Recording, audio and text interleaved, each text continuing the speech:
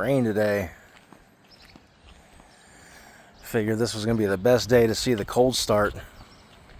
Yeah, mornings like this, and really any mornings that I've come out here to try and start it up, it's really rough to where it sounds like it's gonna die out. So this is where we should be able to tell if that IAC controller did any difference. Here we go.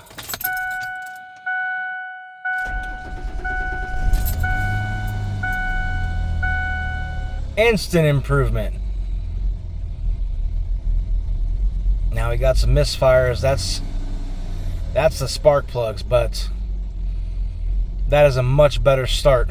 And I'm assuming once we get these spark plugs in, it's going to be a lot better. I'm not touching the gas pedal at all, so it's doing that high revving on its own. But it's super cold outside, so it's probably just trying to warm itself up. Let's get it into the garage.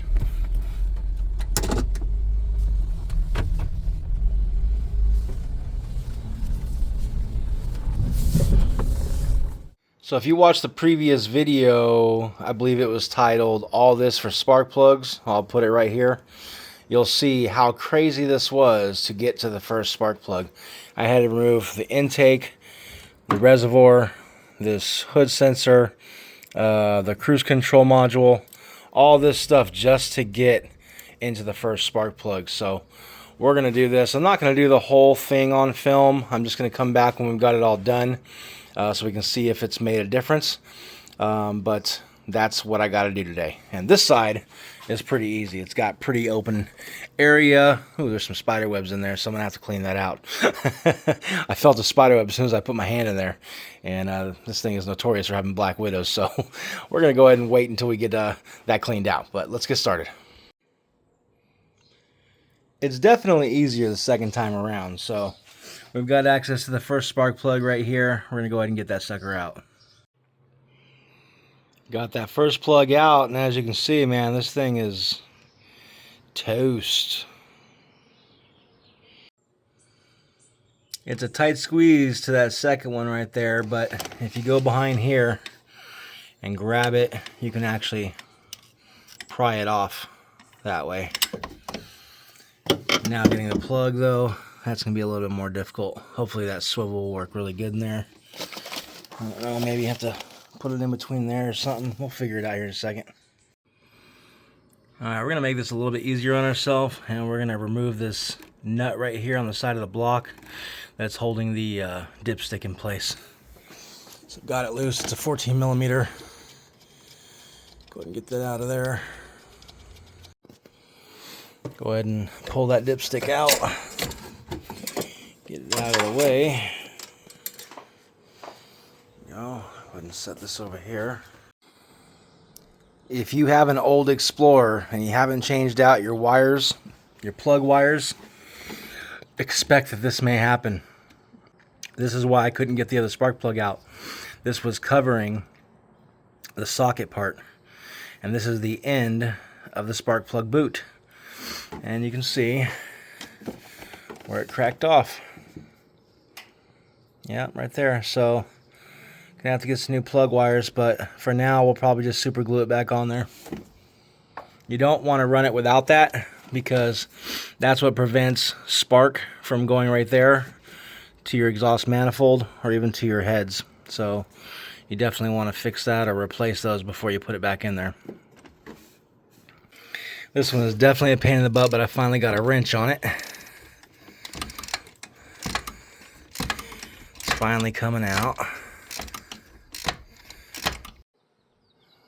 There it is. Done, son.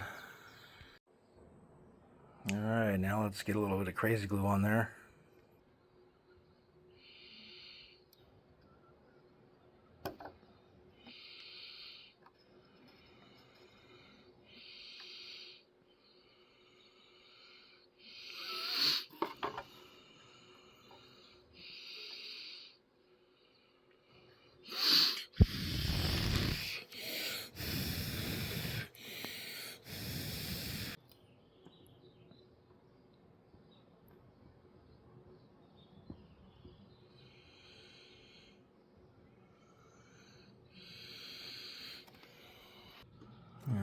now we're going to glue it on here and let it sit for a minute before we put it back on. All right, plug number 2 in, and plug number 3 is way back there. Hopefully that one comes off without breaking. Well, seems like the easiest way to get to this rear spark plug is going to be take the wheel off, jack it up, take the fender liner that's right here off, and you're going to get access to it right there. So this will be a little easier, and I kind of wish I would have just came down here for this one too, because it probably would have been a little bit easier. But anyways, we're going to get that last spark plug out back there, and we'll be done with this side. Alright, got the last one out. These plugs are toast. Look how thin that is. Alright, all 3 new plugs installed on the passenger side. Now let's go over to the driver's side. Alright, all that's left to put back together over here is the air intake pipe. Well, I didn't waste any time on this side. I just went ahead and pulled off the tire, jacked it up, and easy access. Got those 2. Unfortunately, on this one in the front, it was so corroded, you can see the rust in there, that the head broke off in the plug, so I got to fish that out of there. That's going to be fun. Probably needle nose pliers and just pull it. If you have this problem, I'm going to tell you right now, you're better off taking this plug out of the vehicle to try and fish it out, because if you try and do it in here, it's just going to be difficult. Once I got it out, it was super easy to get this out. Just put the pliers in there, shove it in, grab it, pull it out. So now we'll go ahead and put this back in there.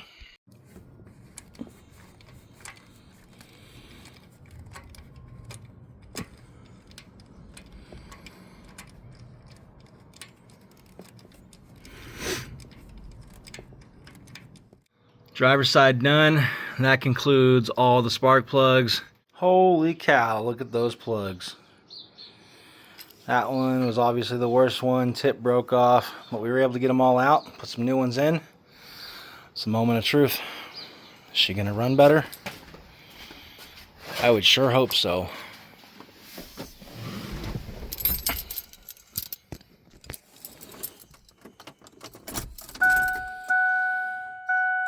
Ready or not?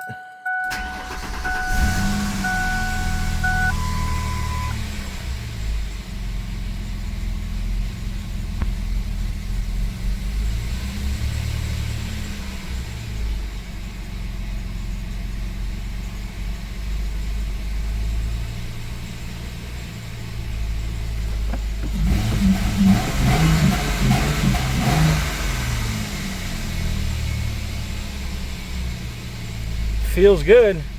We're gonna let it run for a little bit and see what happens. All warmed up now. Man, feel this. Good throttle response. It's exactly what we needed with some new spark plugs. So we're gonna go take a quick little lap, and that's gonna be it for this episode. I appreciate you guys stopping by, and make sure you guys subscribe, thumbs up. Catch the next update. See you guys later.